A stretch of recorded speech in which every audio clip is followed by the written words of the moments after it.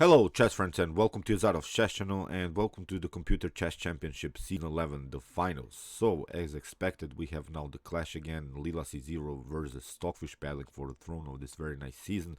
And Leela C Zero and Stockfish will play now 100 games in this particular match game of the finals, and my opinion is that Leela C Zero will win this tournament because Leela C Zero I think played better chess through this round 1, through this round 2, round 3, and also through the semifinals. And my opinion is that this finals is simply going to Leela C Zero. So in the game that I wanted to show you today, we have a Nimzo Larsen attack played by Stockfish against Leela. The Nimzo Larsen attack is a setup similar to the Nimzo Indian. Basically, you're playing the Nimzo Indian setup, but only from White's perspective. So you're playing sort of a reverse setup. It's a common idea sometimes when you're familiar with one particular opening that you try also to repeat the opening, but only with its opposite colored pieces. So it's I sometimes I myself I'm a King's Indian player, so sometimes I launch also a King's Indian attack as white. So these are really some great possibilities which you can do because the for instance, Nimzo Indian or the King's Indian are flexible openings, so you can choose to play with both with black and white. So, and in the game we'll have also a very important strategical element, and it is so-called positional sacrifice in the middle game. The positional sacrifice in the middle game is sometimes hard to recognize because when I play sometimes in my games some positional sacrifices, then I have a really clear vision how to proceed because maybe after the positional sacrifice I can create many weaknesses like weak pawns, weak structural changes that can happen in my opponent's position. But here in this game, Leela C Zero will launch a great, I think, positional sacrifice because Leela C Zero will crush Stockfish with this positional sacrifice in an early stage of the game with so many pieces on the board, which is really incredible. It was really a brave decision, so let's check it out and let's see this Nimzo Larsen attack. We have here b3 by Stockfish, e5. Now, after bishop to b2, we have the so-called Nimzo Larsen attack. As said, one of the ideas of whites now is to build simply this Nimzo Indian setup, but reversed with knight to f3, then e3, and maybe something like bishop to b5. This setup of whites, this knight to f3, e3, and bishop to b5, is simply coordinated around this square e5. So if black tries something like knight to c6, you see after the potential bishop to b5 and the knight on c6 is of course the key defender of this e5 pawn. Then you see this bishop, this dark bishop will be the best piece of whites on the board. So that's why here this e5 move is very important to play from black's perspective. If you had troubles to play against the Nimzo Larsen attack, you can check it out. This is a really instructive gameplay by Leela C Zero here. Knight to c6, here we have this e3 with the preparation to play maybe something like bishop to b5, and now knight to f6. We have knight to f3 by Stockfish, and now Leela C Zero uses this moment immediately and grabs some space. Now we have already occupied our opponent's side of the board. In the game, knight to d4 was played. If you try knight to e5, again, I don't think it's such a trouble here for black because we can simply advance with the move d5. If bishop to b5, we can simply play bishop to d2, and now we're challenging already white's center. Now after knight to c6, we can play b takes c6. After something like bishop to e2, we can play bishop to d6, and now this would be very, very dangerous here for white to continue because we have both of those bishops aiming here on the king side. If the white's king castle, I think this is game over. We have also some tactical possibilities like maybe the Greek gift play here on h2, and here with this advanced pawn, it's obvious that black has really better space control and also a better activity here with the pieces. So in the game, knight to d4 was played, and here Leela C Zero challenges immediately this knight. Here knight to c6 was played, d takes c6, and now a3. Queen to e7, now with the preparation to play maybe something like bishop to f5, bishop to g4, and this queen to e7 is a very important move because it leaves black the flexibility in the game. Black can choose now if black wants to castle on the king side, or we can also castle on the queen side. So this is very important, and I hope you realize that from this developing point of view, black has an advantage because black has already developed the knight, has already developed the bishop and also the queen, with the good activity of the bishop and with the preparation to castle somewhere. So on the other hand, of course, black has this double pawns on the c file, which could be a strategical disadvantage in the continuation, but with this piece activity, this game is, I think, playable for both sides. So in the game, bishop to e2 was played by Stockfish. Here now h5, immediately playing a flank attack on the king side, which is, I think, a great move because now when we have this advanced pawn, like here on this pawn on e4, we should always split the board a little bit on the king side or on the queen side. So we have now an advanced pawn on the king side, so that's why we should always coordinate our attack on that side where we have the advantage, and that's the king side, of course. So that's why this h5 move is really a natural move, waiting white to castle into our attack, because white has some troubles to develop the minor pieces. Knight to c3 is of course a possibility, but there is this problem of this d pawn. If you advance it, we could take it also en passant. But here with the move h5, as I said, black has already an advanced pawn here with the possibility to even push further h4, h3, and really weaken the pawn structure in front of the king. So this is really natural to play this kind of attacks if you have sometimes in your own positions this advanced pawn on one particular side. If the pawn would have been, of course, here on d4, then we would simply launch an attack on the queen side, because that's the advantage that we have here on in this particular moment. So in the game, d4 was played by Stockfish. I don't think e takes d3 brings you so much, because here white can simply capture with the pawn, and now have a very powerful central control with these two pawns, maybe with the preparation to play something like d4, and if the position allows it, to even advance the e pawn. So then white will have a huge space control in the center. Here after d4, bishop to d6 simply played by Leela C Zero, and here h3 played by Stockfish, and now of course h4. Simply continue with our attack, now with the possibilities to play g4, g5, and if the position again allows it, to play something like g4. In the game c4 by Stockfish, we have queen to e6. Very important, because there were some threats that the bishop can be trapped, of course, with the move c5. So that's why queen to e6, and now in the game b4 was played by Stockfish. So let's see how Stockfish plays an aggressive attack on the queen side. On the other hand, Leela C Zero plays this aggressive attack on the king side. So we have now an opposite side attack game again, and I really love these types of games because they're really always into some tactical games. In the game, rook to h6 was played by Leela. Very nice rook lift, because the weakness in white's position is the pawn here on g2, with the preparation to play something like rook on g6 and simply trying our attack. Knight to d2, bishop rook to g6, and now king to f1. Very brave decision here by Stockfish. Of course, you cannot castle. That's the problem of white here. If you castle, then we have queen to h3.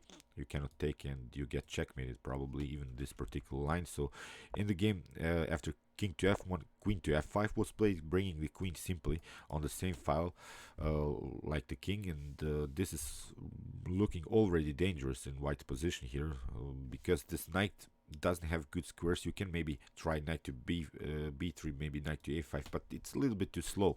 It's good to have your knight near to your king, because the knight is basically the best defensive piece that you can have around your king. So here it already looks dangerous for white, as I said, although the evaluation, this computer evaluation, is all about equal, but I would just want to imagine that this game is played by two humans. This would be very, very tricky here for white to continue, because with this bishop activities on the king side, I think black has a favorable game here. So in the game, rook to g1, king to g1 was played, simply getting out of this mess, even with the preparation, if the position allows, and maybe to hide even further the king, because now white will try to play something like c5, bringing the bishop then to e7 and hide our king here on h2. So bishop to e6, now we have this move c5, bishop to e7, and now bishop to c3. This is also very important because we are trying now to continue our attack with a4, b5, and similar ideas. It's really cracking the position here because now with the move rook to g6 or rook to h6, black has of course showed his cards that he will never continue here and castle on the king side. Now the only castling is of course possible here on the queen side, or even to stay with our king in the center. So in the game, knight to d5 was played here instead of bishop to c3. Maybe Stockfish had a better move, maybe knight to c4, to somehow occupy this very important e5. If we try something like knight to d7, we could even try to make that move.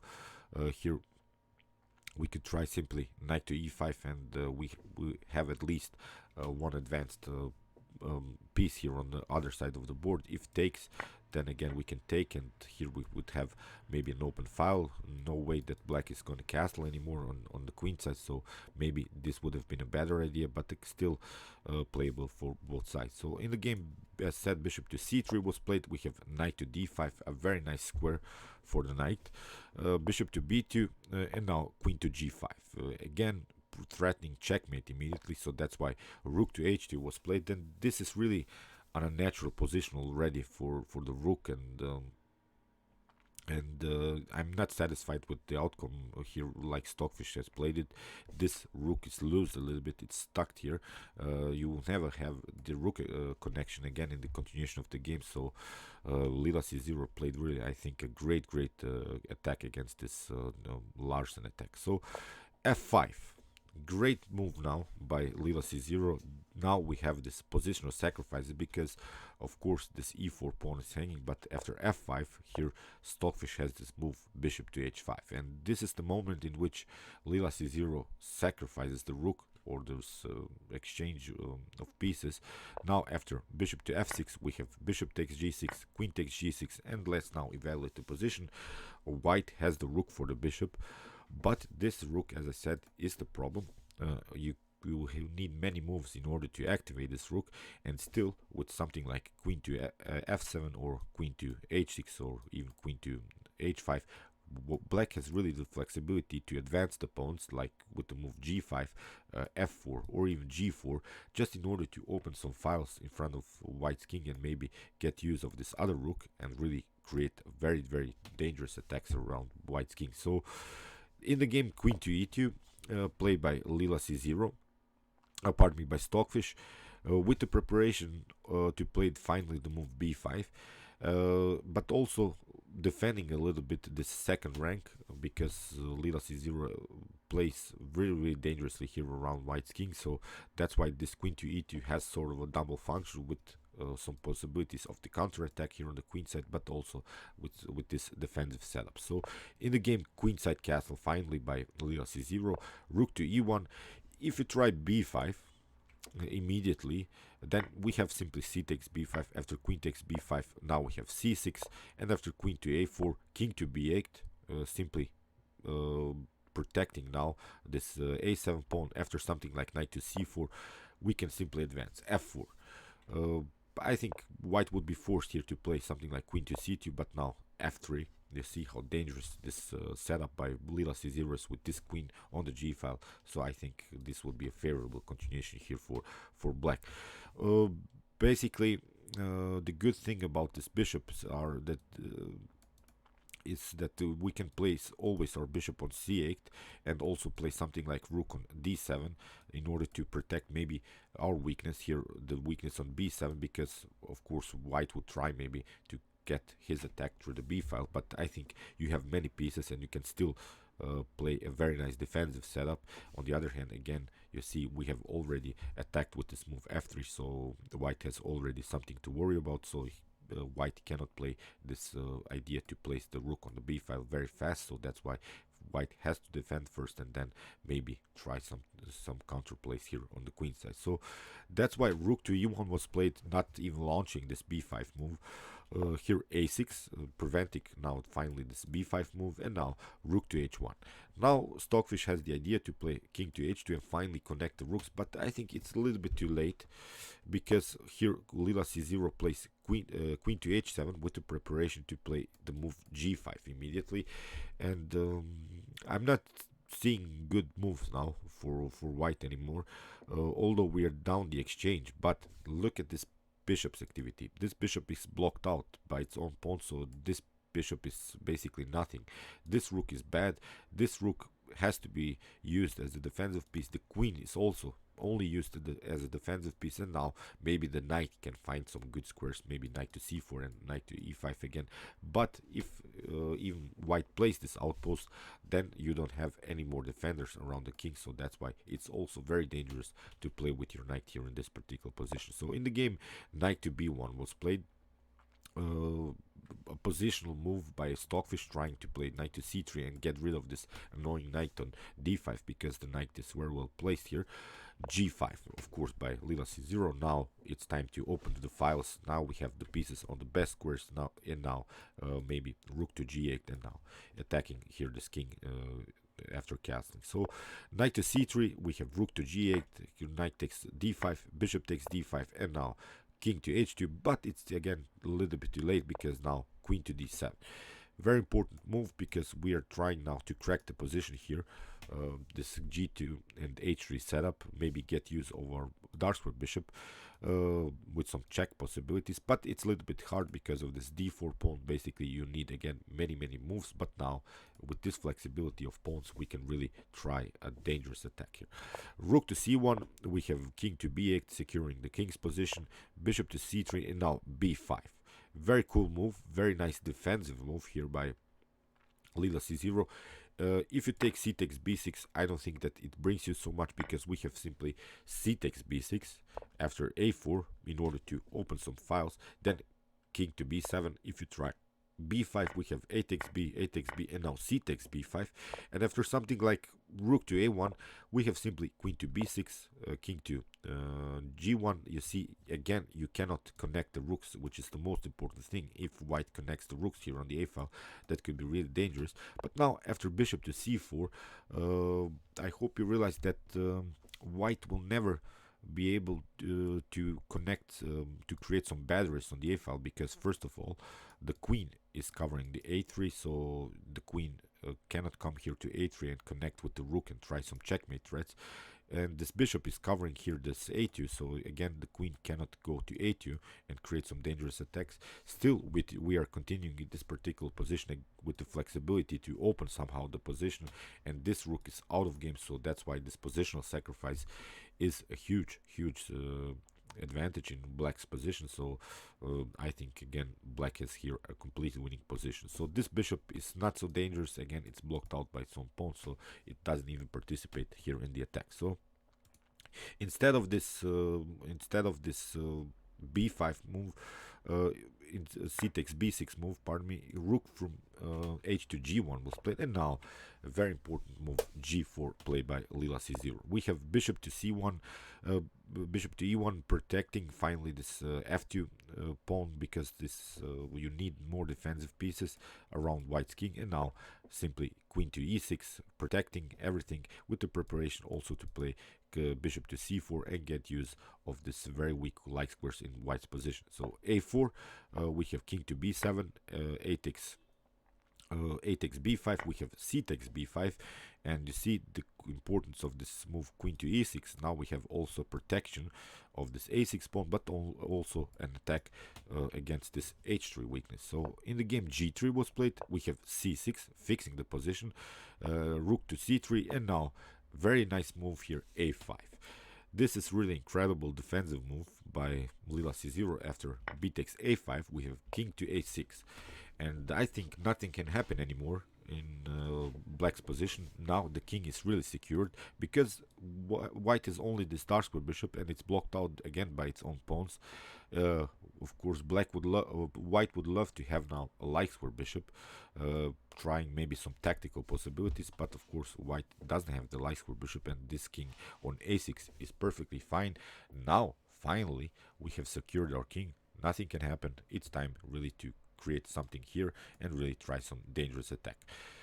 Here again, this rook is out of game. It's not so dangerous anymore, and this bishop and this rook and the queen are again simply used as defensive pieces. Now all of the pieces by Leela C Zero are used here in this very nice attacking formation, and this is simply, I think, winning here for black. So in the game, h takes g4, rook takes g4 was played, rook to g2, and now very important move, bishop to d8 with the preparation to play bishop to c7, and now creating also some dangerous threats against the king here on h2.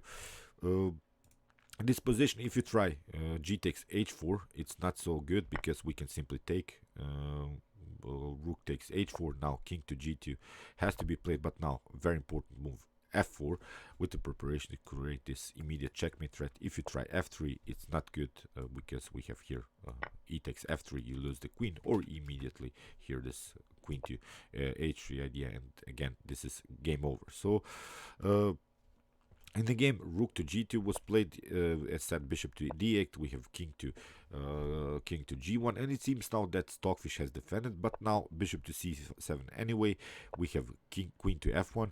If we try g takes h4 again, then we can simply play this move, rook takes h4, with the preparation to play queen to h6 and also create dangerous attacks here on the h file. You cannot go rook to h2 because the bishop is covering that square, so that's why this bishop to d8 was really a great attacking move by Leela C Zero. Simple reposition of the bishop, improvement of the position of this dark square bishop. So after bishop to c7, queen to f1 was played. So Stockfish is desperately now trying to defend here. We have queen to h6, now queen to e2, and now rook to g8.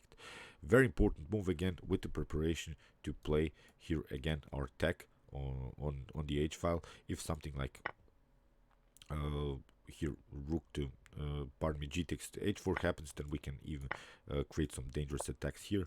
These are really some dangerous possibilities. You have to cover with the rook. Maybe we could try something like queen to h3, but now after rook on g2 we could try even f4 here. So these are really some dangerous possibilities with these two bishops aiming on the king side. This is simply winning for black. So in the game, king to f1 was played, queen to g5. Now you cannot take because of this battery on the g file, king to g1, and now f4. Very tricky move here by Leela C Zero. Again, e takes f4, bishop takes f4. You cannot take, of course, again with some checkmates on g2. Now g4, trying desperately to close the position, but now e3. F takes e3, we have rook to e8, and here bishop to f2 was played. But if you take e takes f4, this leads now into a complicated line, and it's winning for black because we can simply take the queen. If you take this queen on the g5, we can simply play rook takes g2. You have to play king to f1 because if you try king to h1, then you get this discovered check and you lose the rook, or you lose the bishop here with some rook to e2 possibility. So this is again completely winning here. If you try king to f1, we can simply play b4. This is now the most important move.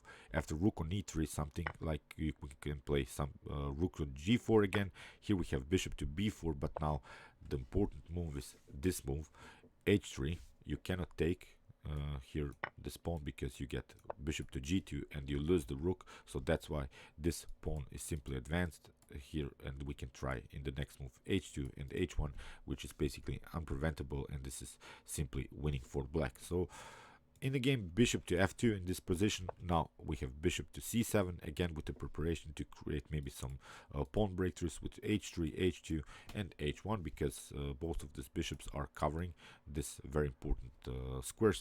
In the game, e4 was played, rook takes e4. We have queen to d1, queen to e7 with some battery position again, with some possibilities to maybe play rook to e2, and also again this same idea, h3 and similar ideas.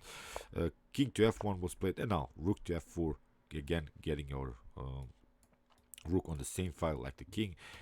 Rook to h2 was played, and now rook to f7, f8, very important move, discovered attack by this bishop on the rook. So now queen to e2 was played. If you try something like rook to h3, then you get queen to e4, very important move. If you try to cover, then we can simply take again queen to g4, and you lose some pieces. This is not a good position here for white. So in the game, queen to e2 was played, but now simply queen takes e2, king takes, and now bishop takes h2. Now we're piece up, and this is completely winning for black. Okay, I'm gonna stop here because still more moves were played, but this is simply winning here for black. Bishop to f4 is the main idea, to maybe try bishop to g2 here, simply trying to advance this pawn, maybe trade off even more minor pieces because here we have a fixed position, although white has 3 pawns, but they are blocked out. It's as I said, simply winning here for black. Okay, great game by Leela C Zero. Really crushed this Nimzo Larsen attack. It was a great opening preparation here by Leela C Zero. If you had troubles to battle against this particular line, I think this is really instructive video. We'll follow now this CCC season 11 finals. We'll watch more of these games. I'm really excited. We have again these very nice games between the 2 top engines, because as I said also in my previous video, these are really the 2 top best chess engines now these days, and I'm really looking forward to watch their games. Okay, meanwhile you can watch my other commented chess games played by computers, and you can also watch my best chess games of all time if you want to see humans battling in their own best chess games of all times. And you can also subscribe to my channel if you like this content. Thanks you for watching, and chess is the best, of course.